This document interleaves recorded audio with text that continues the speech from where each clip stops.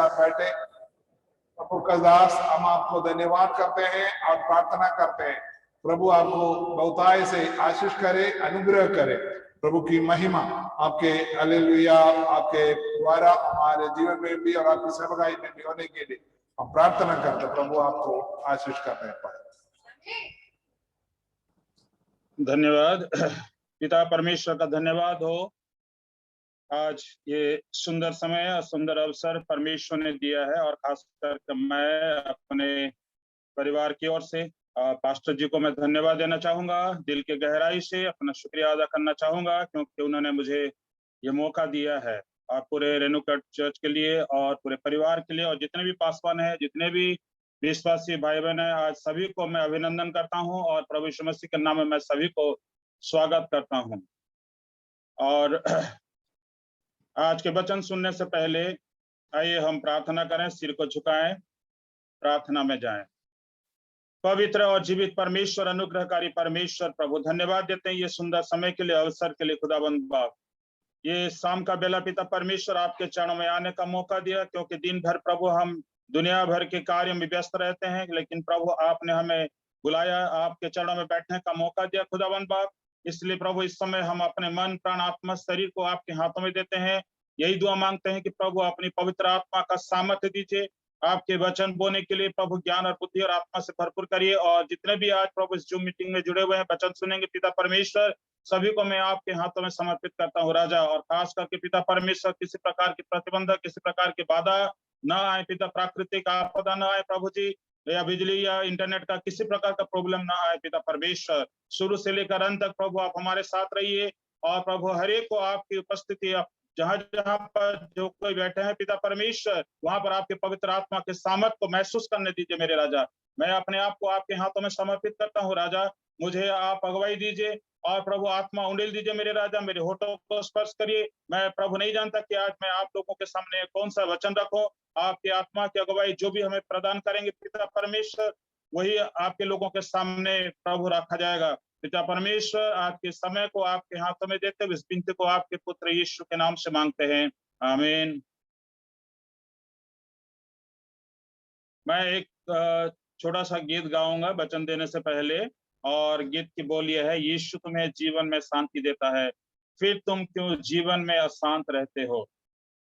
यीशु तुम्हें जीवन में शांति देता है, फिर तुम क्यों जीवन में अशांत रहते हो।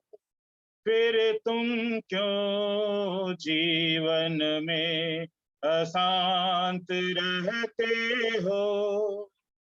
सो तुम्हें जीवन में शांति देता है, जीवन के दुख से तुम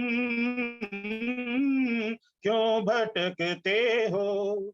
जीवन के राहों में क्यों भटकते हो। यीशु तुम्हें जीवन में राह दिखाता है, फिर तुम क्यों जीवन में भटकते रहते हो। यीशु तुम्हें जीवन में शांति देता है, फिर तुम क्यों जीवन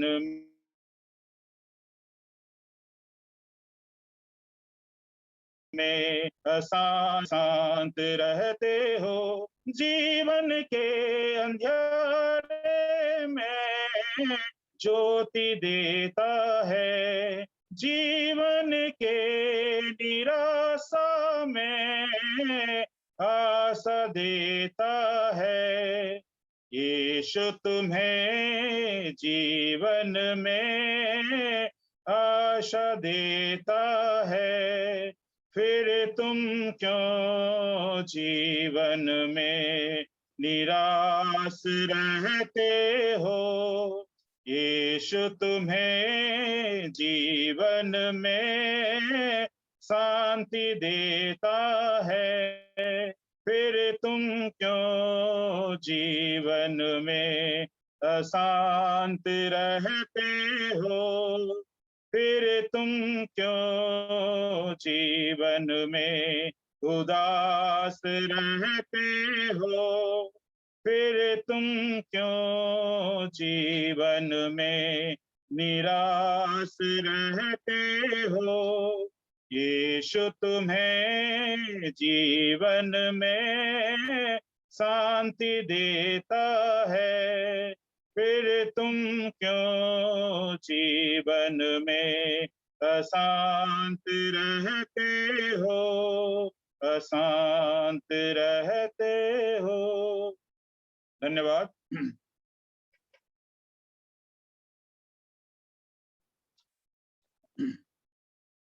मैं आज आप लोगों के सामने दो बातें रखना चाहूंगा, और दो प्रकार के टॉपिक आज मैंने चुना है, क्योंकि वर्तमान के परिस्थिति में प्रेजेंट सिनेरियो को अगर देखा जाए तो ये महामारी के लिए सारे देश भर में, सारे दुनिया में लोग भय में है, डर में है, कांपते रहते हैं, और उस महामारी से कैसे निकला जाए, कैसे छुटकारा पाया जाए, उसके बारे में मैं कुछ शब्द बोलूंगा। उसके बाद फिर मैं दूसरे, ये महामारी आते हैं, मन में सवाल कई आते हैं कि ये सवाल ये है कि ये महामारी क्या परमेश्वर की ओर से आया है? क्योंकि जब हम वचन को देखते हैं, शास्त्र में देखते हैं, मिस्र में वैसे ही 10 प्रकार के जो महामारी आया था, और उस समय वहां पर इस्राएल लोग भी बंधुए में थे। मिस्र के लोग मरते गए, लेकिन इस्राएल जो परमेश्वर के लोग हैं उनको कुछ नहीं हुआ, बल्कि वो सुरक्षित रहे, क्योंकि इस्राएल लोग जो हैं परमेश्वर के लोग हैं। इस समय हम सुनते हैं जब महामारी आ गया, पिछले साल से लॉकडाउन होता है, क्वारंटाइन होता है, ऐसे कई प्रकार के शब्द और कार्य दिखाई देता है। और पवित्र शास्त्र के अनुसार उस समय भी लॉकडाउन हुआ था। जैसे कि अगर हम देखें, नूह के समय में 40 दिन 40 रात तक बारिश हुई, और उस समय घर पर नूह के परिवार सुरक्षित रहे, वो लॉकडाउन में रह गए। परमेश्वर ने दरवाजा बंद किया, परमेश्वर ने दरवाजा खुला 150 दिन के बाद। दूसरी बात देखते हैं, जब दो दूत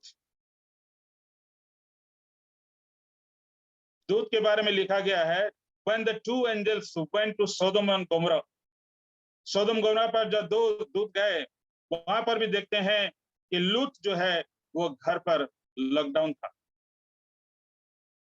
When the three angels visited, where was Abraham and his wife? They were at home. परमेश्वर के 3 दूत भी जब वहां विजिट किए तो उस समय अब्राहम और उनकी पत्नी दोनों घर पर थे। मेरे अजीजों, प्रभु यीशु मसीह के 12 चेलों के बारे में भी नए नियम में लिखा गया है, और पेंतिकोस्त के दिन प्रभु यीशु मसीह के चेले वहां पर उसी रूम में वो मौजूद थे, प्रार्थना में थे। पौलुस के बारे में दिया गया है, पौलुस के बारे में लिखा गया है, जब वो उनको दृष्टि शक्ति मिली, परमेश्वर की ओर से उद्धार मिला, उस समय वो अननियास के घर पर थे। और इस समय हमें एक प्रश्न भी आता है, हमको इस लॉकडाउन में कहाँ रहना चाहिए, किधर रहना चाहिए, हमारे लिए सुरक्षित जगह कौन सा है? और हमारे लिए सुरक्षित जगह है हमारा घर। लेकिन इससे बचने के लिए हमको 2 बातें करना पड़ेगा, जो कि आज्ञाकारी बनना है। आज्ञाकारी बनना है। अगर आज्ञाकारी बनेंगे तो हम प्रोटेक्ट में रहेंगे और हमें बचाया जाएगा, हम सुरक्षित रहेंगे। इसके लिए जब ये लॉकडाउन चल रहा है, हमको घर पे रहना है, सरकार भी ऐसे कई गाइडलाइन भी निकाला है और ये हकीकत है और ये सही बात भी है। लेकिन वचन या शास्त्र के हिसाब से अगर देखेंगे तो इस महामारी से छुटकारा पाने के लिए या इस महामारी से बचने के लिए हमको और 5 विषय करना है। और वो 5 विषय ऐसा है, सबसे पहले कि दूसरा इतिहास उसका 7 अध्याय पद 13 और 14। दूसरा इतिहास उसका 7वां अध्याय पद 13 और 14 में लिखा गया है कि खुद को दिन करना है, दिन बनना है। जब तक हम दिन नहीं बनेंगे तब तक हम इस महामारी से नहीं बचेंगे। और इस दूसरा इतिहास 7वां अध्याय पद 13-14 को हम पढ़ेंगे। यदि मैं आकाश को ऐसा बंद करूं, मैं बेटी से अनुरोध करूंगा कि वो पढ़ें कृपया।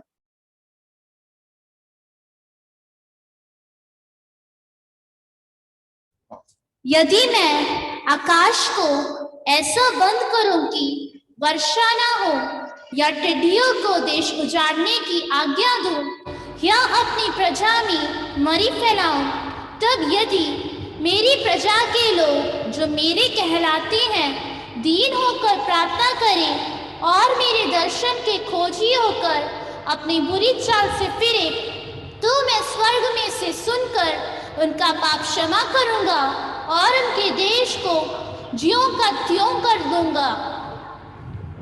धन्यवाद। मेरे प्रियो, यहाँ हम देखते हैं कि देश आज उजड़ गया है, लेकिन 14 पद में लिखा गया है, दीन होकर प्रार्थना करें।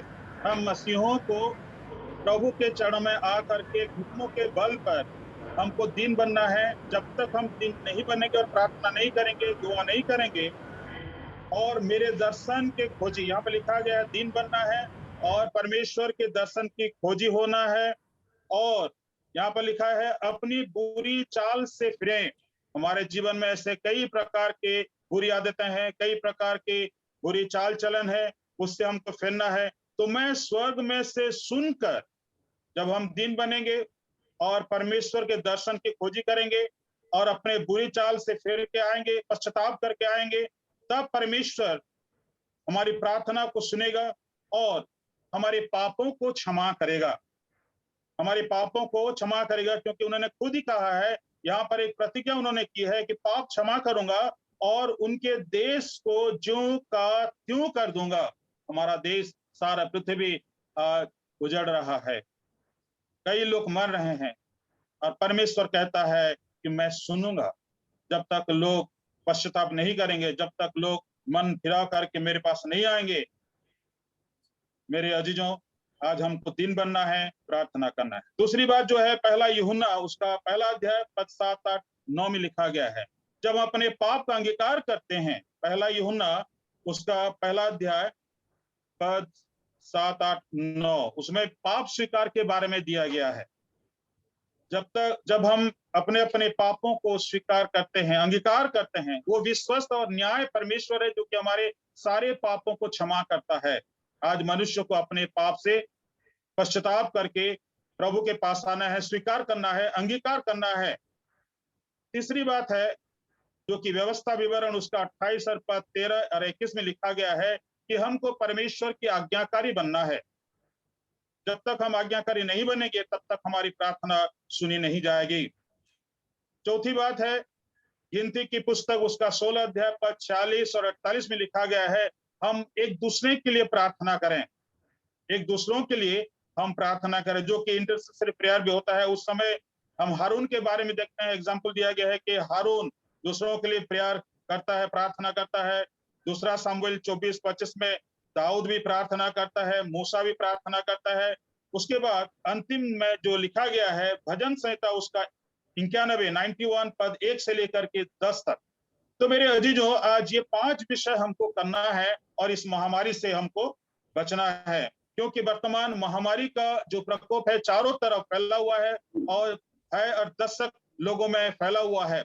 और इसके साथ साथ अभी आपने देखा होगा न्यूज में कि उड़ीसा के कुछ क्षेत्र में, वेस्ट बंगाल के कुछ क्षेत्र में जो यास करके जो तूफान आया, जो आंधी आया, मेरे अजीजों, कई गांव, कई जिले, कई लोग बेघर हो गए, कई धन जन घर द्वार सब कुछ नष्ट हो गया मेरे राजा। उसके लिए लोगों के जीवन में, लोगों के मन में भय हो गया है, डर हो गया है। मेरे अजीजों, जब तक जीवित परमेश्वर को लोग स्वीकार नहीं करेंगे, अपने पाप से मन फिराव करके उनके चरणों में नहीं आएंगे, तब तक ये चलता रहेगा। तो मेरे अजीजों, ये तो एक छोटी सी बात है जो कि मैंने आप लोगों को बताया, क्योंकि अभी ये सारी बातें चारों तरफ फैला हुआ है। लेकिन मेरा जो आज एक शीर्षक है वो ये है कि यूहन्ना उसका 8वां अध्याय पद 1 से लेकर के 11 तक, यूहन्ना रचित सुसमाचार उसका 8वां अध्याय पद 1 से लेकर के 11 तक आज मेरा शीर्षक है। यहाँ पर हम देखते हैं कि एक व्यभिचारिणी स्त्री के बारे में दिया गया है। लिखा गया है, परंतु यीशु जैतून के पहाड़ पर गया। पहला पद लिखा गया है, यीशु जैतून के पहाड़ पर गया। प्रभु यीशु मसीह पहाड़ पर क्यों जाते थे? पहाड़ पर क्यों जाते थे? शास्त्र में लिखा गया है पहाड़ों के बारे में, कुल 38 पहाड़ के बारे में लिखा गया है, और उसमें से कुछ पहाड़े हैं जो कि प्रभु की योजना को दर्शाता है। 38 पहाड़ के बारे में लिखा गया है, और ये जैतून पहाड़ के बारे में दिया गया है। वचन में लिखा गया है कि प्रभु यीशु मसीह के दूसरे आगमन को दर्शाता है। प्रभु पहाड़ पर गए, 2 पद में लिखा गया है, भोर को वह फिर मंदिर में आया। प्रार्थना दुआ खत्म करके प्रभु यीशु मसीह मंदिर में आते हैं, और भोर का समय होता है, और सब लोग उसके पास आए और वह बैठकर उन्हें उपदेश देने लगा। मेरे अजीजों, सुबह का समय है, भोर का समय है, उस समय ज्यादा नींद लगता है लोगों को, उठ नहीं पाते हैं दुआ करने के लिए।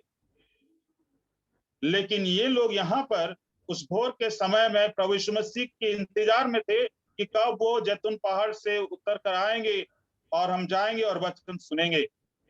मेरे अजीजों, प्रभु यीशु मसीह उनको वचन देने लगे, उपदेश देने लगे। लेकिन पद 3 में लिखा गया है, तब शास्त्री और फरीसी एक स्त्री को लाए जो व्यभिचार में पकड़ी गई थी, और उसको बीच में खड़ा करके यीशु से कहा। बड़े अजीब बात है, यहाँ पर लिखा गया है कि एक स्त्री जो व्यभिचारिणी, जो व्यभिचार का काम करती थी, और वो पकड़ी गई, और प्रभु यीशु मसीह के पास लेकर के वो लोग आए। कौन लेकर आए? कुछ फारूसी और शास्त्री लोग, जो कि बड़े बड़े, जो सिनागोग के, जो महासभा के लोग थे, जो एरिस्टोक्रेट, वीवीआईपी लोग, वो लेकर आए। फिर पद 4 में क्या लिखा है? हे गुरु, प्रभु यीशु मसीह को तो वो गुरु मानते हैं, गुरु मानते थे, और गुरु करके संबोधन भी करते थे। और यहाँ कहते हैं, यह स्त्री व्यभिचार करते पकड़ी गई है। यहाँ पर स्त्री के बारे में लोगों ने कहा, वो शास्त्री और फारूसी ने कहा कि ये व्यभिचार करती थी और पकड़ी गई है। 5वां पद, व्यवस्था में मूसा ने हमें आज्ञा दी है। क्या आज्ञा है? कि ऐसी स्त्रियों पर पथराव करें। मेरे अजीजों, आज वो व्यवस्था को लेकर के पकड़े हुए हैं, और उनके मन में ये ठान लिए हैं कि मूसा ने तो हमको कहा है, मूसा की व्यवस्था में ये बताया गया है कि ऐसे ही स्त्रियों को, इस प्रकार का जो व्यभिचार काम करता है, उन्हें पत्थर मार करके मारे उसको। अतः तो स्त्री के विषय में क्या कहता है? यहाँ पर एक प्रश्नवाची है। उन्होंने तो कहा, पूछा, और एक प्रश्नवाची चिन्ह यहाँ पर रख दिया गया कि तू क्या कहता है। गुरु मानते हैं और गुरु को प्रश्न करते हैं, और गुरु से उत्तर वो चाहते हैं कि इस विषय में क्या कहता है। मेरे अजीजों, पद 6 में लिखा है, उन्होंने उसको परखने के लिए यह बात कही ताकि उस पर दोष लगाने के लिए कोई बात आए। मेरे अजीजों, ये लोग फरीसी और शास्त्री जो हैं, हर समय यीशु मसीह को ट्रैपिंग करना चाहते, कहीं ना कहीं वो क्लू ढूंढना चाहते हैं, पकड़ना चाहते हैं। और आज भी यहाँ पर वो ट्रैपिंग करते हैं और प्रश्न करते हैं और एक दुविधा में डालने की कोशिश करते हैं। लेकिन प्रभु यीशु मसीह ज्ञानी, सर्वशक्तिमान, सारी बातों को जानते हैं। मेरे अजीजों, लेकिन उस 6 पद के नीचे में लिखा गया, परंतु यीशु झुककर उंगली से भूमि पर लिखने लगा। मेरे अजीजों, यीशु ने क्या लिखा मैं नहीं जानता, आप नहीं जानते, और क्या लिखा है वचन में भी ऐसा कोई प्रमाण नहीं है कि क्या लिखा है, लेकिन यीशु झुककर उंगली से भूमि पर लिखने लगा। मेरे अजीजों, मेरे पाप की वजह से, मेरे गुनाह की वजह से, मेरे अनाज्ञाकारी की वजह से आज प्रभु यीशु मसीह के उन शास्त्रीय और फरीसी के सामने झुकना पड़ता है। आज ऐसे काम हम करते हैं समाज में, कलीसिया में और हमारी बिरादरी में कि हम हमारे प्रभु की शर्मिंदगी होती है, प्रभु की शर्मिंदगी होती है। मेरे अजीजों, मेरे प्रियो, जब वे उससे पूछते ही रहे तो उसने सीधे होकर उनसे कहा, तुम में जो निष्पाप हो वही पहले उसको पत्थर मारे। मेरे अजीजों, पहले तो यीशु मसीह ने झुका, कुछ लिखा, उसके बाद लिखा गया है सीधे होकर के उनके सामने उनके प्रसंग लेकर के, उनके टॉपिक लेकर के, उनके सवाल को लेकर के उनको उन्होंने पूछा, ठीक है भाई, आप में से जो निष्पापी हैं, जो पाप नहीं किए हो, जो पाप नहीं किए हो, जो गुनाह नहीं किए हो, वो व्यक्ति स्त्री को पहले पत्थर मारे। मेरे अजीजों, वो तो व्यवस्था को लेकर आते हैं। उन्होंने कहा कि मूसा नबी ने कहा है कि पत्थर मारना है, इस प्रकार के कार्य जो करता है। तो अभी पर प्रभु यीशु मसीह का सवाल उनके सामने रखा गया है। प्रभु ने कहा, भाई ठीक है, मूसा का तो ये सवाल, मूसा का तो ये नियम है, व्यवस्था है, लेकिन आप में से जो कोई पाप ना किया हो पहले स्त्री को पत्थर मारें। 8 पद में, और फिर झुककर भूमि पर उंगली से लिखने लगा। प्रभु यीशु मसीह यहाँ पर 2 बार उस स्त्री के कारण उनको झुकना पड़ा। पहली बार उन्होंने झुका, भूमि पर कुछ लिखने लगा, फिर प्रश्न किया, फिर यहाँ 8 पद में लिखा गया, फिर झुककर भूमि पर उंगली से लिखने लगा। परंतु वे यह सुनकर बड़ों से लेकर छोटे तक एक एक करके निकल गए। मेरे अजीजों, मेरा जो आज शीर्षक है, Jesus wrote a love letter in the sand. प्रभु यीशु मसीह का प्रेम पत्र, प्रभु यीशु मसीह का प्रेम पत्र। तो ये last days of the feast of tabernacle, जो टाबरनकल का जो लास्ट फीस्ट होता है, तो उस समय की ये घटना है। और यहूदी लोगों का एक बहुत बड़ा पर्व होता है, और वही समय का दिखाया गया है। और वहां पर कई लोग जमा हुए हैं, हजारों लोग वहां पर जमा हुए हैं। और जब प्रभु यीशु मसीह उनको उपदेश दे रहे हैं, प्रभु यीशु मसीह उनको वचन दे रहे हैं, लोगों को शिक्षा दे रहे हैं, और ये फरीसी और ये शास्त्री आज प्रभु यीशु मसीह को उन लोगों के सामने ट्रैपिंग करना चाहते हैं। एक सवाल, एक स्त्री, ऐसे कई प्रकार के सवाल लेकर के प्रभु यीशु मसीह के पास आते हैं। मेरे अजीजों, ये रोम साम्राज्य का भी नियम है, मूसा नबी का भी नियम है, लेकिन मैं आज आपके सामने 3 बातें बताऊंगा इस घटना में जो हुआ है, और हम उसके ऊपर गौर करेंगे और मनन करेंगे। सबसे पहली बात, Jesus wrote a love letter in the sand, message of guilt to the एक्यूजर्स।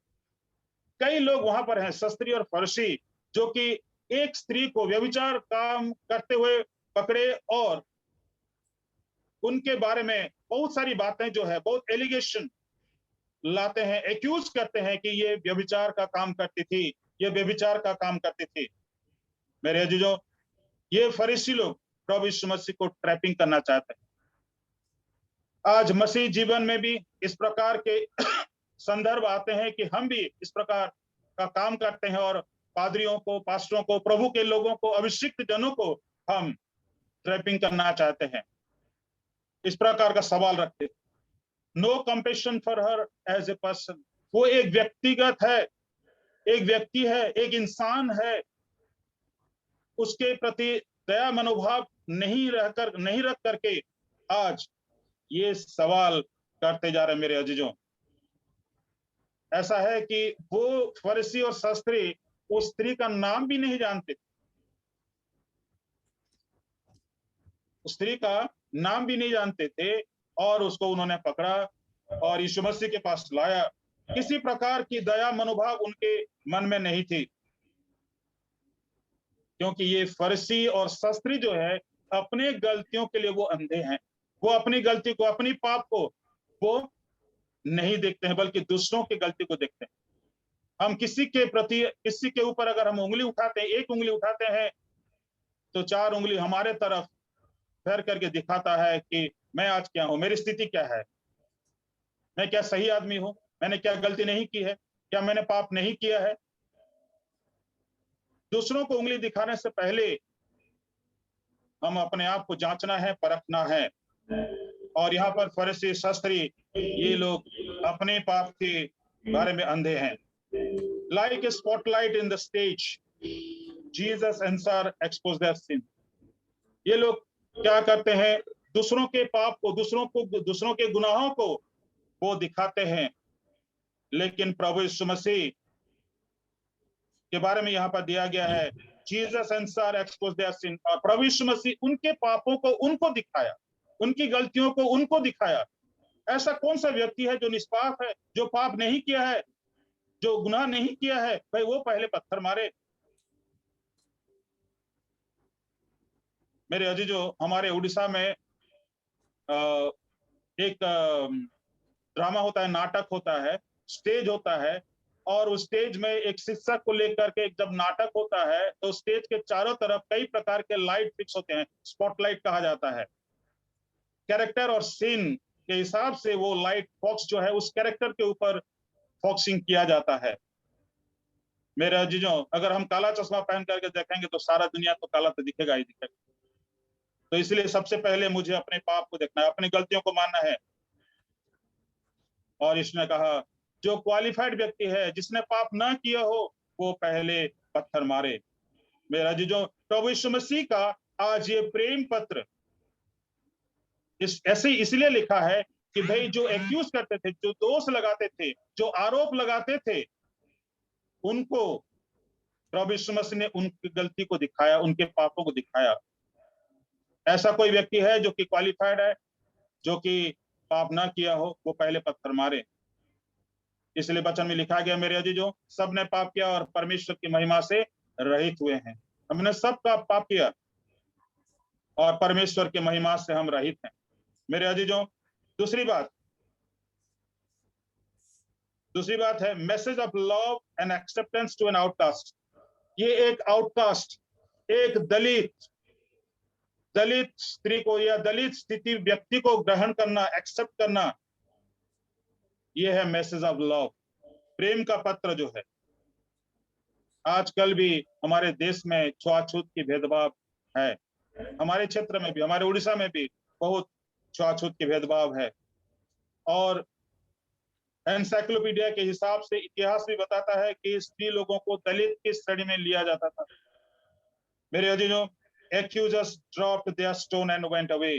जब प्रभु यीशु मसीह ने कहा कि जो ना पाप किया हो, जो निष्पाप है, वो पहले पत्थर मारे, इसको उन्होंने सुना, लोगों ने सुना, और लोगों ने क्या किया, जो दोष लगा रहे थे, जो आरोप लगा रहे थे, हाथ में पकड़े हुए पत्थर को वहां फेंक दिया या वहां गिरा दिया, और वो उल्टी पांव चले गए। मेरे रब, woman sinned because of her hunger for tender love and sincere acceptance, but she found lust for her body। मेरे अजीजों, आज स्त्री के बारे में या इतिहास देखा जाए या ऐसा कुछ और लिखा भी नहीं है, लेकिन कहा गया है कि वो व्यभिचार का काम करती थी और पकड़ी गई। प्रभु यीशु मसीह ऐसे ही, Jesus called the outcast people to fulfill the empty church. जो खाली स्थान है, वो खाली स्थान को पूरा करने के लिए प्रभु इस प्रकार के लोगों को बुलाते हैं। क्योंकि एक उदाहरण भी है, यूहन्ना रचित सुसमाचार उसका 4 अध्याय में हम देखते हैं, एक सामरी स्त्री जो कि आउटकास्ट थी, जो दलित श्रेणी की थी, प्रभु यीशु मसीह उनके साथ बात कर रहे हैं। प्रभु यीशु मसीह को उन्होंने जाना कि प्रभु यीशु मसीह उद्धार करता है, मसीहा है। मेरे अजीजों, आज प्रभु यीशु मसीह ऐसे ही लोगों को ला करके आह्वान देता है। इसलिए प्रभु यीशु मसीह ने कहा, हे बोझ से दबे हुए लोगों, मेरे पास आओ, मैं तुम्हें विश्राम दूंगा। मेरे अजीजों, आज प्रभु यीशु मसीह के 12 चेलों के बारे में हम सुनते हैं, देखते हैं। कोई तो मछुआरा था, कोई तो टैक्स कलेक्टर था। मैं आज सुबह पढ़ रहा था डिवोशन के टाइम में, जब प्रभु यीशु मसीह समुद्र के किनारे चल रहे थे, जा रहे थे, उस समय पतरस को देखा, अंद्रियास को देखा, और भी कई चेलों को देखा, जो कि एक ग्रुप जो थे वहां पर अपने जाल फेंक रहे थे, कोई जाल सजाड़ रहा था, और प्रभु यीशु मसीह ने उनको बुलाया। मेरे अजीजों, मेरे जीवन में भी प्रभु यीशु मसीह जो है बुलाया मेरे जीवन में, ताकि मैं उसका सेवा करूं। God wants everyone to fit that they are worth loving. प्रभु यीशु मसीह चाहता है कि हम उनको प्रेम करें, तहे दिल से प्रेम करें। प्रभु यीशु मसीह जैसा दिखता है, मनुष्य वैसा नहीं दिखता। मनुष्य का देखना और परमेश्वर का देखना, ये दो अलग अलग बातें हैं। मेरे प्रियो, तीसरी बात, message of forgiveness to an unforgiven person. Forgiveness, क्षमा। मेरे अजीजों, उड़ाव पुत्र के बारे में हम जानते हैं। उड़ाव पुत्र घर से चला गया, अपने पिताजी के घर से चला गया। मेरे प्रिय अजीजों, अपना सारा हिस्सा लेकर चला गया। जब हाथ में पैसा था तो खाना पीना खाया, सब कुछ किया, लेकिन कुछ देर के बाद पैसा भी खत्म हो गया, दोस्त भी चले गए, कोई रहा नहीं। अब पूरे इतिहास, पूरे स्टोरी हम जानते हैं। लेकिन जब वो वापस आता है, वापस आने से पहले एक डिसाइड करता है, मन में एक पश्चाताप भी आता है कि मैंने पाप किया मेरे पिता के विरुद्ध, मेरे मेरे मेरे परमेश्वर के विरुद्ध मैंने पाप किया, मैं वापस जाऊंगा मेरे पिताजी के पास। जब घर से चला गया और फिर वापस आता है, और मैं पिता से कहूंगा, क्योंकि मैं उस योग्यता को आज गंवा चुका हूं, जो कि मैं आपका बेटा नहीं कहला सकता या आपका पुत्र नहीं कहला सकता, मुझे आप नौकर करके रखिए। वहां एक मन फिराव हम देखते हैं, मन को फिराता है, पश्चाताप करता है। आज प्रभु यीशु मसीह का ये तीसरा लेटर जो है, message of forgiveness to an unforgiven person. आज जिसको समाज क्षमा नहीं दे सकता, आज लोग जिसको क्षमा नहीं कर पाते हैं, आज प्रभु यीशु मसीह उनको क्षमा करता है। पद 11 में लिखा है, यहाँ पर हम देखेंगे पद 11 में क्या लिखा है। उसने कहा, हे प्रभु, किसी ने नहीं, क्योंकि उससे पहले 10 पद में लिखा है, यीशु ने सीधे होकर के उससे कहा, हे नारी, वे कहाँ गए? क्या किसी ने तुझ पर दंड की आज्ञा ना दी? उसने कहा, हे प्रभु, किसी ने नहीं। यीशु ने कहा, मैं भी तुझ पर दंड की आज्ञा नहीं देता, जा और फिर पाप न करना। प्रियो, प्रभु Yeshu Masih, Christ was not making light of a sin. उन्होंने जो पाप किया या उन्होंने जो गुनाह किया, जो जिस प्रकार का व्यभिचार का काम किया, उस व्यभिचार काम या उस गलत चीज को प्रभु यीशु मसीह ने कहीं पर भी प्रकाश नहीं किया या कहीं पर भी किसी को स्पॉटलाइट के जैसे नहीं बताया। मेरे अजीजों, एक डॉक्टर होता है जो कि एक बीमारी की बीमारी दूसरी बीमारियों को नहीं बताता है, या एक वकील होता है जो कि एक व्यक्ति का जो केस लड़ता है दूसरे व्यक्ति को वो नहीं बताता है। मेरे अजीजों, आज प्रभु यीशु मसीह उसके पाप के बारे में किसी को बताया नहीं। इसमें कोई संदेह नहीं कि उन्होंने पाप किया है या व्यभिचार किया है, लेकिन प्रभु यीशु मसीह दूसरों को जाकर के नहीं बताया कि इसने पाप किया है। लेकिन हम अपने बारे में सोचें, हमको सोचना होगा कि सही में आज प्रभु यीशु मसीह का मन जैसा है, प्रभु यीशु मसीह का दिल जैसा है, प्रभु यीशु मसीह का नेचर जैसा है, आज हमारा नेचर वैसा है क्या? नहीं है। प्रभु यीशु मसीह ने देखा कि इसको और दंड की किसी प्रकार की आवश्यकता नहीं है, और यीशु ने कहा कि जाओ, मैं भी तुम्हें दंड नहीं दूंगा। लेकिन मेरे अजीजों, आजकल समाज में, कलीसिया में और कई ऐसे जगह हैं जहां दंड की विधान रहता है, लेकिन प्रभु यीशु मसीह दंड नहीं देता है। इसलिए रोमी पत्री उसका 8वां अध्याय पद 1 में लिखा है, जो प्रभु यीशु मसीह में है उनके लिए और किसी प्रकार की दंडाज्ञा नहीं है। लेकिन जब प्रभु यीशु मसीह क्षमा कर देता है, क्षमा करने के बाद वो हमारे पापों को या हमारे गुनाहों को वो लिख करके रखता नहीं, भूल जाता। इसलिए हमको धन्यवाद की बलि चढ़ाना है कि प्रभु यीशु मसीह हमारे पापों को क्षमा किया है। मेरे अजीजों, प्रभु यीशु मसीह का ये प्रेम पत्र जो उन्होंने लिखा, आज उस स्त्री के कारण प्रभु यीशु मसीह को झुकना पड़ा। आज हम मसीह लोग ऐसा काम ना करें कि हमारे प्रभु यीशु मसीह का सिर झुक जाए और मन फिराव करके, पश्चाताप करके हम प्रभु के पास आए। हमारे सारे पापों को वो क्षमा करता है। मेरे अजीजों, वही उड़ाव पुत्र एक बार गलती किया, एक बार पश्चाताप करके वापस आया। He took the resolution. उन्होंने कहा, I will go back to my father. मैं अपने पिता के पास चले जाऊंगा, मैं उनसे कहूंगा, I have sinned against you and against God. I have lost my quality. एक पुत्र होने का उस योग्यता को मैंने खोया है। मेरे अजीजों, लेकिन पिता ने उसको गले लगाया, उनको चुंबन किया। मेरे अजीजों, और बेटे और पिता के बीच में रिकंसिलिएशन हुआ। आज की स्त्री को प्रभु यीशु मसीह ने दंड नहीं दिया, बल्कि जो लोग उनके ऊपर दोष लगा रहे थे, प्रभु यीशु मसीह ने उनको ये कहा कि अगर तुम में से ऐसा कोई व्यक्ति है जो कि निष्पाप है तो उसे पत्थर मारे। मेरा जो उन्होंने भी रियलाइज किया कि भाई हमने भी पाप किया, पत्थर को उन्होंने फेंका, पत्थर को छोड़ दिया और वो उल्टे पांव वापस चले गए।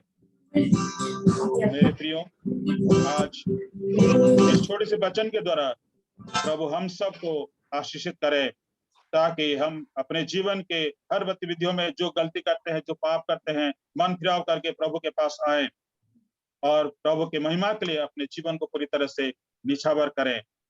अगर हम परिवर्तन करके आएंगे तो प्रभु यीशु मसीह हमें क्षमा करेगा। और वो पहला यूहन्ना में लिखा गया है, पहला पद में, कि जब हम अपने पाप का अंगीकार करते हैं, वो विश्वस्त और न्यायवान परमेश्वर है जो कि हमारे सारे पापों को क्षमा करता है। आज इस छोटे से वचन के द्वारा प्रभु हम सबको आशीषित करें। आमीन।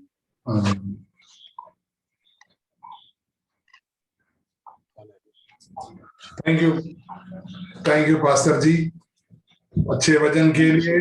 प्रभु आपको बहुत आशीष करे, प्रभु आपको इस्तेमाल करे। परमेश्वर की इच्छा योजना आपके जीवन में, आपकी सेवकाई के द्वारा, आपके परिवार के द्वारा प्रभु करने के लिए हम प्रार्थना करते हैं।